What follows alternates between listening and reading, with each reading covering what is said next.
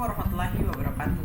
Baiklah, hari ini saya akan membahas tentang jenis-jenis penyakit tanaman hutan. Pengertian dari penyakit tanaman hutan sendiri adalah suatu perubahan atau penyimpangan dalam satu bagian atau lebih dari rangkaian proses fisiologi penggunaan energi yang mengakibatkan hilangnya koordinasi di dalam tanaman inang. Proses fisiologis di dalam tanaman antara lain yaitu fotosintesis, respirasi, nutrisi tanaman, hormon tumbuh, tropisme, gerakan nastik, fotoperiodisme, fotomorfogenesis, perkecambahan, dormansi, transpirasi, dan sistem transport. Pada hakikatnya, proses fisiologi tanaman adalah tentang bagaimana tanaman hidup bekerja dalam kehidupannya. Gangguan proses fisiologi tersebut yang dapat menyebabkan terganggunya pertumbuhan tanaman sehingga tidak optimal. Berdasarkan penyebabnya, penyakit dibagi menjadi dua, yaitu penyakit biotik dan penyakit abiotik. Penyakit biotik adalah suatu penyakit yang disebabkan organisme penyebab penyakit, sehingga terdiri dari 3 komponen yaitu inang, patogen atau penyebab penyakit, dan lingkungan. Sedangkan penyakit abiotik adalah penyakit yang disebabkan non-organisme dan terdiri dari komponen inang dan lingkungan. Secara umum, tanaman yang terserang dapat menunjukkan indikasi sebagai akibat terganggunya proses fisiologis, yaitu 1. Gejala adalah kelainan atau penyimpangan proses fisiologis normal yang ditunjukkan oleh tanaman inang itu sendiri sebagai akibat dari rangsang patogen. Misalnya daun menguning, layu, dan rontok. Serta yang kedua, tanda, yaitu indikasi pada tanaman inang sebagai bentuk kenampakan struktur vegetatif dan generatif dari patogen, misalnya tubuh buah, hifa, dan spora.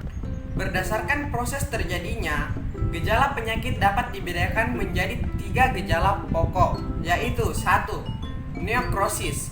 Neokrosis adalah gejala kerusakan tanaman akibat terserang penyakit yang ditandai dengan rusak dan kematian sel-sel jaringan tanaman. Proses kematian sel dan jaringan ini ditandai dengan perubahan warna dari hijau ke kuning, kemudian menjadi coklat dan mati mengering akibat serangan patogen. Gejala yang termasuk kategori ini diantaranya adalah A. Kanker, yaitu kematian jaringan pada kulit batang, cabang maupun akar yang ditandai dengan bentuk cekungan dan retakan. B. Bercak daun, pola spot atau bintik yang muncul pada daun akibat serangan penyakit. C. Busuknya jaringan tanaman. D. Mati pucuk, terjadi pada pucuk-pucuk tanaman yang masih muda. Gejala kedua yaitu hipertropik atau hiperplasia, terjadinya pembesaran secara abnormal dalam ukuran dari organ tanaman. Hal ini terjadi karena adanya perangsangan terhadap jaringan tanaman untuk tumbuh secara berlebihan. Pembesaran organ tanaman ini dapat terjadi karena hiperplasia atau hipertropik atau karena keduanya yang terjadi sekaligus. Hiperplasia adalah pembesaran dalam ukuran secara abnormal karena bertambah dalam jumlah sel. Hipertropik adalah pembesaran karena pertambahan besar dalam ukuran sel.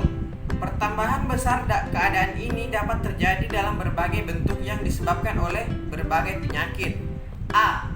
Puru atau galls adalah salah bentuk dari bagian tanaman yang terserang penyakit dengan bentuk yang agak bulat seperti crown gall, bintil akar, dan sebagainya. B. Grafting adalah perubahan bentuk yang terjadi karena adanya pertumbuhan yang lebih cepat pada salah satu bagian dari organ tanaman, misalnya pada daun. C. Sapu setan adalah berkembangnya tunas-tunas aksiler menjadi sejumlah percabangan yang timbul dari bagian tertentu hingga merupakan berkas yang menyerupai sapu. Gejala ini umumnya disertai dengan terjadinya hambatan perkembangan ruas-ruas batang dan daun, sehingga ranting yang rapati itu mempunyai ruas-ruas yang pendek dan daun yang kecil. D atau yang terakhir, akar berambut adalah sejumlah akar halus yang dibentuk secara abnormal. Gejala yang ketiga atau yang terakhir adalah atrofi atau hypoplasia. Atrofi adalah adanya penghambatan dalam pertumbuhan sehingga menyebabkan kekerdilan apabila dibandingkan dengan tanaman lain atau bagian lain yang sehat. Seluruh tanaman atau hanya terbatas pada bagian tertentu saja dapat menunjukkan gejala kerdil. Serangan penyebab penyakit. Pada tanaman kehutanan, hampir semua fase tumbuh dapat menjadi target serangan penyebab penyakit. Mulai dari fase biji, semai di persemaian, tanaman muda, tanaman tua, dan produk pasca panen atau hasil kayu. Penyakit biji. Biji pada tanaman kehutanan dapat terserang penyakit karena berbagai hal. Misalnya, tidak masak atau masih mentah pada saat biji diunduh. Pengeringan yang kurang sempurna, pembersihan buah atau kotoran pada biji yang tidak baik, penyimpanan tidak steril, dan tanpa perlakuan bahan pestisida atau fungisida untuk mencegah serangan jamur dan serangga. Bentuk kerusakan pada biji tanaman kehutanan yang sering dijumpai adalah matinya embrio atau biji yang membusuk karena berjamur. Penyakit pada biji yang sering dijumpai pada tanaman kehutanan Indonesia adalah penyakit penyebab buah jatuh sebelum biji masak pada Sorea pinanga yang disebabkan oleh Curvularia harveyi pada buah meranti. Penyakit nekrosis atau busuk pada buah Sorea pinanga disebabkan oleh Cylindrocar pondestructans.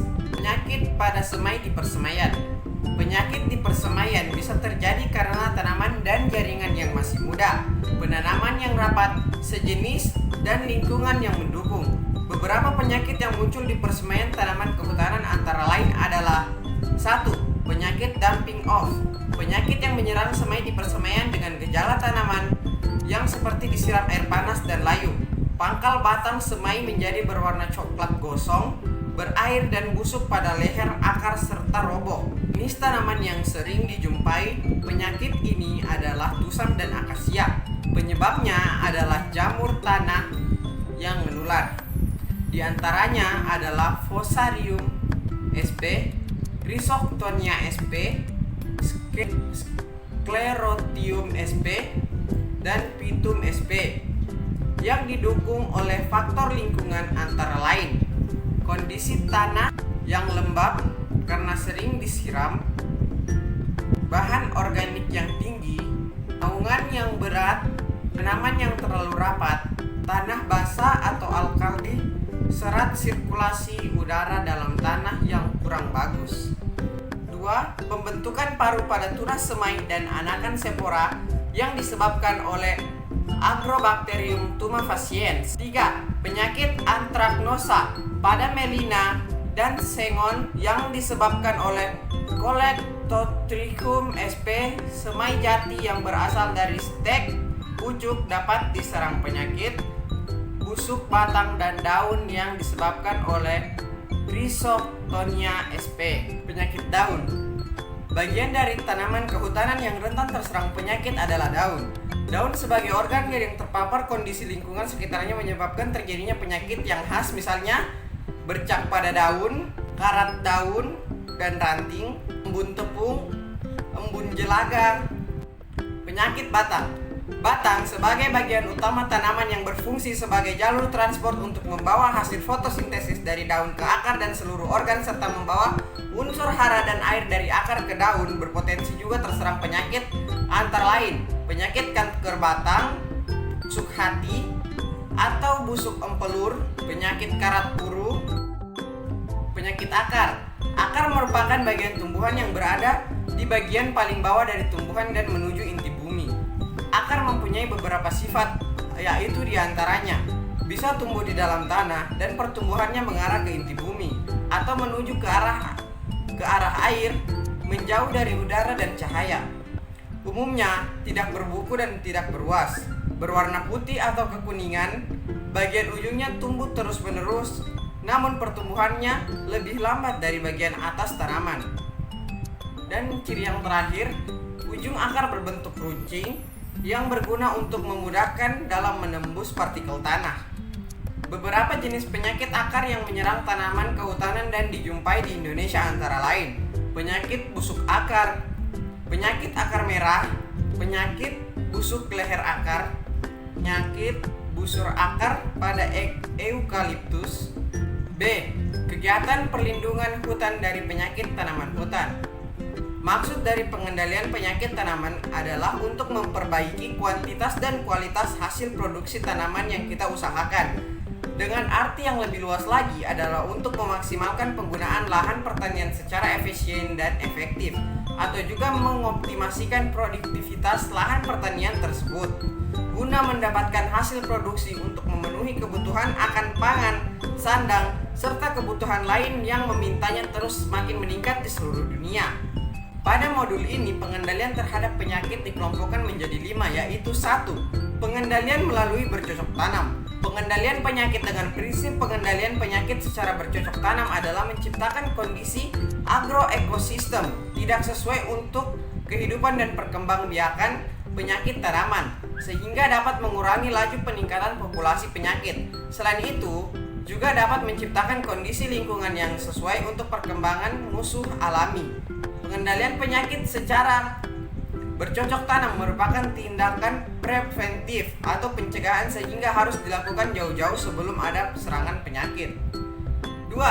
Pengendalian melalui lingkungan. Pengendalian penyakit melalui lingkungan adalah menciptakan lingkungan yang tidak cocok untuk patogen penyebab penyakit tetapi cocok untuk tanaman inang. Misalnya, pengaturan kadar air atau pengaturan pH tanah, pengaturan jarak tanam, dan pengaturan iklim mikro pada tegangan dan pemangkasan. 3. Pengendalian hayati. Pengendalian hayati adalah pengendalian penyakit dengan menggunakan organisme selain patogen penyebab penyakit itu sendiri. Karena itu, pengendalian hayati dapat dikatakan suatu proses menekan, mengurangi, atau meniadakan penyebab penyakit atau patogen yang telah aktif. 4. Pengendalian kimiawi. Dengan fungisida dan bakterisida, pengendalian secara kimiawi merupakan pengendalian dengan menggunakan zat kimia. Pengendalian ini bisa dilakukan dengan penyemprotan zat kimia pada bagian tumbuhan. Pengendalian ini sering dilakukan oleh petani. Oleh karena itu, pengendalian secara kimia sering dimasukkan ke dalam langkah pemberantasan penyakit. Yang terakhir atau yang kelima, pengendalian dengan peraturan perundangan. Peraturan perundangan merupakan sarana hukum yang digunakan untuk mencegah perpindahan patogen dan organisme pengganggu tanaman ke suatu wilayah tertentu. Pengendalian ini menyangkut aspek-aspek hukum yang berkaitan dengan pelarangan dan pembatasan pemasukan komoditi perhutanan dan tanaman hutan yang dapat mengandung organisme pengganggu tumbuhan tertentu dari luar daerah atau luar negeri.